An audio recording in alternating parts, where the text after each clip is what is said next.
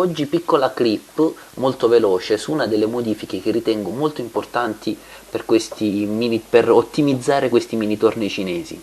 Il problema è semplice, questi mini torni soffrono tantissimo le vibrazioni della torretta, vibrazioni che sono causate da questa slittina a coda di rondine di dimensioni veramente troppo piccole. Quindi quando si va a tornire un pezzo di materiale un po' più duro si innescano delle vibrazioni nella torretta che causano non pochi problemi. Eccole qua. Anche stringendo per bene i lardoni ci sono sempre delle vibrazioni che danno problemi. L'idea qual è? L'idea di base è molto semplice. Voglio togliere tutto questo pezzo e sostituirlo con un blocco unico di alluminio. Vi faccio vedere.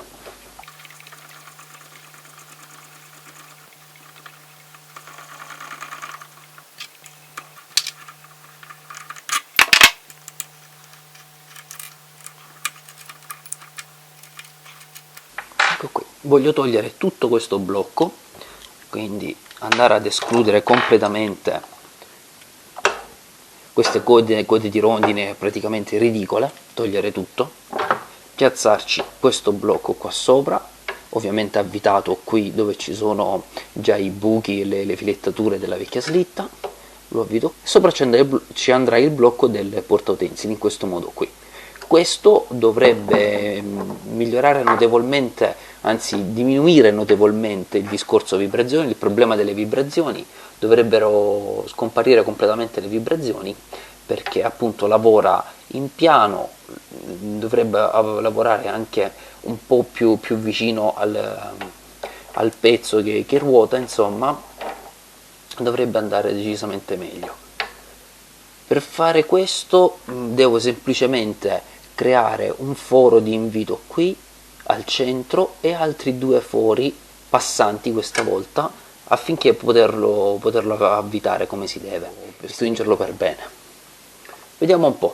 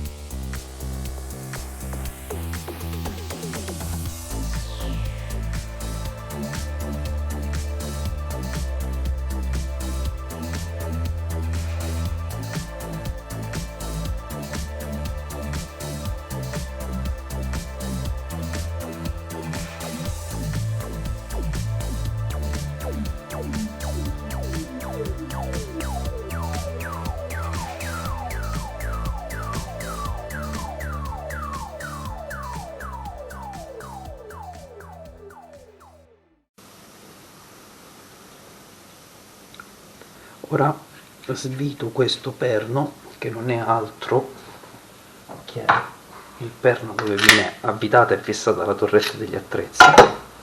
Lo svito per misurarlo. Allora, infatti questo dovrebbe essere un M10 per credo sia 1,5, eccolo qua, è un M10 per 1,5, perfetto. In base alle tabelle riferibili in rete, per filettare un M10 passo 1,5 bisogna fare un preforo da 8,5, quindi punta da 8,5.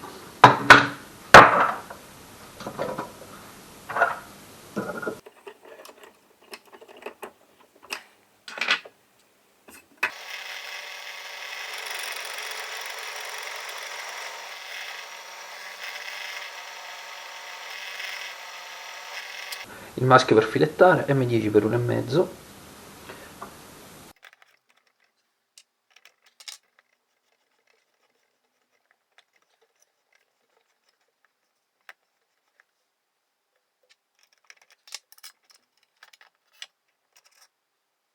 Ecco qui il blocchetto con il foro filettato M10 per 1,5.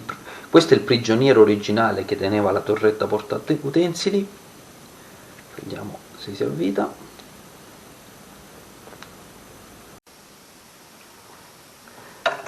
Ok, allora, lavoro finito. Vediamo come monta. Togliamo la torretta, togliamo il perno. Come vedete è molto laborioso, ogni volta che si vuole variare l'inclinazione è un sistema proprio stupido.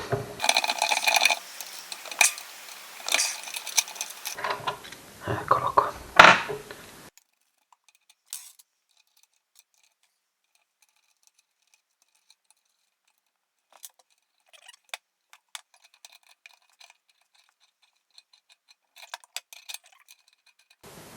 Finito. Eccolo qua. Il primo vantaggio apprezzabile è che la torretta è stata spostata decisamente più indietro, quindi si ha uno spazio maggiore per poter lavorare pezzi un po' più grandi. Questo è il primo vantaggio. Se si vuole variare l'angolazione dell'attrezzo di taglio e dell'inserto di taglio si può semplicemente fare in questo modo. Ovviamente non c'è più la possibilità di fare torniture angolate, ma quello l'abbiamo detto prima. Questo sistema dovrebbe migliorare notevolmente la rigidità nelle torniture. Non ci resta che provarlo. Come potete vedere ho già fatto una prima prova di taglio, sono sceso anche abbastanza, credo siamo intorno ai 5 decimi, e si comporta decisamente bene. Non ci sono più le striature classiche delle vibrazioni come si vedevano prima. Ora procederò ancora a tornire un altro poco, scenderò un bel po', voglio vedere fino a che punto riesce ad arrivare. Ovviamente rimane sempre il problema della perdita di coppia del motore, perché è quello che è, insomma, però almeno abbiamo risolto il problema delle vibrazioni della torretta. Vediamo un po' come si comporta. Questo, per chi se lo stesse chiedendo, è il grezzo che ho ottenuto fondendo all'alluminio del mio precedente video.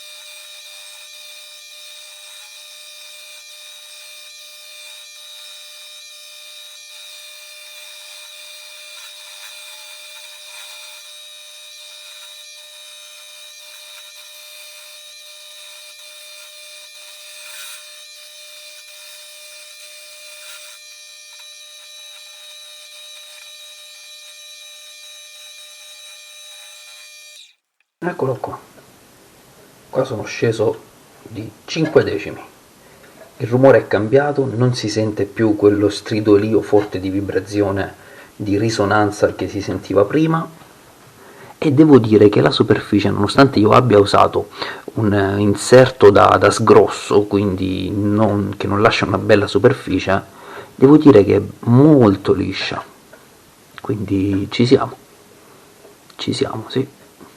Ottimo risultato, sono abbastanza contento. Ok, ora vi faccio vedere una cosa, io la butto lì così, potrebbe essere un'ispirazione per un progetto futuro.